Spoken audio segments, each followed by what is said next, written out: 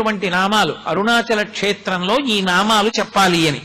శోణాద్రీశుడు, అరుణాద్రీశుడు, దేవాధీశుడు, జనప్రియుడు, ప్రపన్న రక్షకుడు, ధీరుడు, శివుడు, సేవకవర్ధకుడు,